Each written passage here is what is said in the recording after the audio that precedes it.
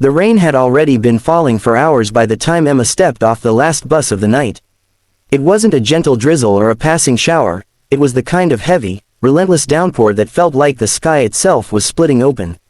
Water hammered the streets, gurgled through overflowing drains, and turned every puddle into a tiny churning sea. The old streetlights lining the road buzzed and flickered, their weak glow bending and blurring through the sheets of rain. Emma pulled her hood tighter over her head and started walking. Her boots splashed through ankle-deep water as she made her way down the empty street. This part of town was always quiet after dark, but tonight it felt too quiet. The rain swallowed every sound, no cars, no dogs barking, not even the hum of distant traffic. Only the endless drumming on rooftops and pavement. She tried to shake off the unease building in her chest. It was just another rainy night. She'd taken this walk dozens of times before. Still, something about the darkness felt heavier tonight, thicker, like the shadows were clinging to her as she moved. Halfway down the block, she noticed a shape up ahead. At first, she thought it was a tree or a lamppost, but as she got closer, the shape became clearer. A person, tall, thin, standing perfectly still beneath one of the flickering lights. They were facing her, or at least, she thought they were. Their face was obscured by the rain and distance, but their posture was unmistakable. They weren't walking. They weren't even moving. Just watching. Emma slowed her pace. Her heartbeat thudded in her ears. Maybe it was just another pedestrian. Maybe they were waiting for someone. But why stand there in the pouring rain without even an umbrella? She crossed to the other side of the road, keeping her eyes on the figure. As she did, the streetlight above them flickered violently, once, twice, and went out. The road fell into complete darkness. When the light came back on a second later, the figure was gone. Emma froze. Her breath puffed white in the cold night air. She scanned the empty street, her eyes darting from one shadow to another. Nothing. No footsteps. No sign of movement. It was as if the figure had vanished into thin air. Get a grip, she muttered to herself and forced her feet to move. It's late. You're tired. You imagined it. By the time she reached her small rental house at the edge of the neighborhood, her nerves had mostly settled. She unlocked the door quickly, shut it behind her, and let out a breath she didn't realize she'd been holding. The familiar creaks of the old wooden floor and the soft hum of the refrigerator grounded her. Home. Safe. She changed into dry clothes, made herself a cup of tea, and curled up on the couch by the window. Rain cascaded down the glass in silver rivulets, distorting the view of the street outside. She liked nights like this, quiet, peaceful, the world hidden behind a curtain of water. But then lightning split the sky. For a fraction of a second, the world outside lit up like daylight, and she saw it. A tall, still figure standing at the edge of her front yard. Head tilted slightly, facing her window, Emma's cup slipped from her hands and shattered on the floor. She stumbled backward from the window, heart hammering. When she dared to look again, the yard was empty. Nothing but rain and darkness. She tried to convince herself she was seeing things. That the storm was messing with her eyes. But the image of that tilted head wouldn't leave her mind. She checked every door and window twice, locking them all. Then she went to the kitchen and grabbed the largest knife she owned. Ridiculous, maybe, but it made her feel a little safer. She turned on every light in the house and sat back on the couch, knife in hand, staring at the window. Minutes crawled by. Nothing. Just rain. Then came the knock. 3 slow, deliberate taps on the back door. Emma froze. No one ever came to the back door. It led into a fenced yard with no gate. Whoever was out there had climbed in. The knocks came again, louder this time. She tiptoed into the kitchen, her hands trembling. The rain masked any other sounds, so she couldn't tell if someone was moving outside. She reached for the curtain covering the window by the door and slowly peeled it back. Nothing. No one. Just darkness. Lightning flashed, and for the briefest, most horrifying second, a pale face was pressed against the glass, eyes wide, mouth twisted into something that wasn't quite a smile, staring right at her. She screamed and stumbled backward, dropping the knife. By the time she looked again, the face was gone. The police arrived 20 minutes later and searched the property. No footprints. No signs of forced entry. Nothing. They told her it was probably kids playing a prank. But the next morning, when Emma stepped out into the backyard, the rain had stopped, and there, by the back door, were 2 muddy, bare footprints. They weren't facing away. They were facing inward, toward the house. Derek had always hated the night shift. The pay was good, sure, and the roads were blissfully empty on his way home, but there was something about the darkness at 2 a.m. that always set his nerves on edge. It wasn't just the quiet, it was the way the world seemed different at that hour, like it belonged to something else entirely. And on nights like this, with rain hammering down in unending sheets and fog swirling over the highway, it felt even more alien. His wipers struggled against the torrent, scraping back and forth across the windshield as he crawled along the narrow rural road. The headlights barely pierced the curtain of rain ahead. He had the radio on low just to break the silence, but even that was mostly static this far out in the countryside. Just 30 more minutes, he muttered to himself. Then he'd be home. Warm bed, dry clothes, hot coffee in the morning. But fate had other plans. Up ahead, illuminated for only a split second by the sweep of his headlights, stood a figure on the side of the road. Derek blinked and hit the brakes, tires skidding slightly on the wet asphalt. It was a woman. She was barefoot, wearing a thin white dress that clung to her body, soaked through by the rain. Her long, dark hair hung over her face in limp strands, and she was completely still, no shivering, no waving for help. Just standing there, head bowed, as if waiting. Derek's heart thudded. Instinct screamed at him to keep driving, but the part of him that wasn't ruled by fear whispered that she might be hurt. Lost, maybe even in shock, he sighed and pulled over a few feet ahead, turning on his hazard lights. He rolled down the passenger window slightly, water immediately splashing through the crack. "Hey," he shouted over the roar of the storm.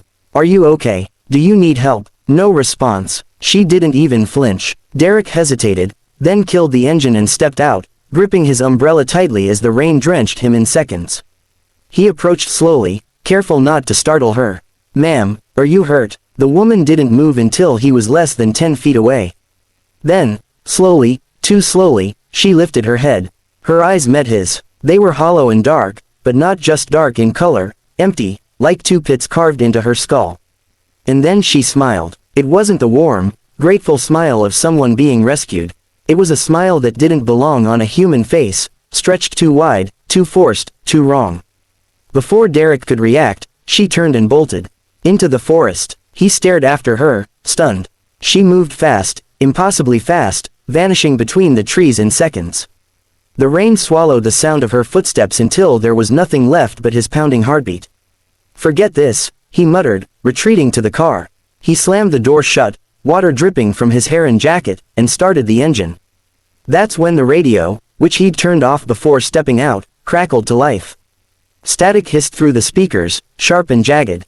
Then, beneath it, a whisper, "Behind you." Derek froze. The voice was soft and distinctly female. His breath hitched as his eyes darted to the rearview mirror. The backseat was empty. He swallowed hard, forcing a shaky laugh. "I'm losing it," he muttered and shifted the car into drive. But his hands were trembling. He pressed the gas and drove faster than he should have, the rain-slicked road twisting and turning through the woods. He just needed to get home. That was all. Just home. But 10 minutes later, the headlights began to flicker. "No, no, no," he muttered, slapping the steering wheel. The lights blinked out completely. Then the engine coughed, sputtered, and died. The car rolled to a stop in the middle of the road. "Come on." Derek twisted the key. Nothing. The dashboard lights were dead. He pulled out his phone. No signal. The silence was deafening. The rain pounded the roof like 1,000 fists. And then, in the rearview mirror, he saw movement. Someone, was walking toward the car from down the road. It was the woman. She was moving slowly now, deliberately, her wet dress dragging behind her. And she wasn't empty-handed anymore. In one hand, she held something long and metallic, scraping it along the pavement as she walked. The sound sliced through the rain, shrill and unnatural. Panic clawed at Derek's chest. He locked the doors and ducked down in his seat, heart hammering so hard he thought it might burst. The figure grew closer and closer, until she vanished from view, swallowed by the darkness just beyond the hood. Silence. Then, bang. The roof buckled with a sudden, violent impact. Derek screamed, ducking lower. Another bang. Then another. Louder. Closer. The car rocked with each blow. Something, or someone, was on top of it. "Help!" He shouted into the empty night, but there was no one to hear him. The roof dented inward with a final, ear-splitting crash, and then everything went still. When police discovered Derek's abandoned car the next morning, it was soaked inside and out. The windshield was shattered, from the inside. Deep claw-like gouges marred the interior roof, and the driver's seat was soaked not just with rainwater, but with something darker.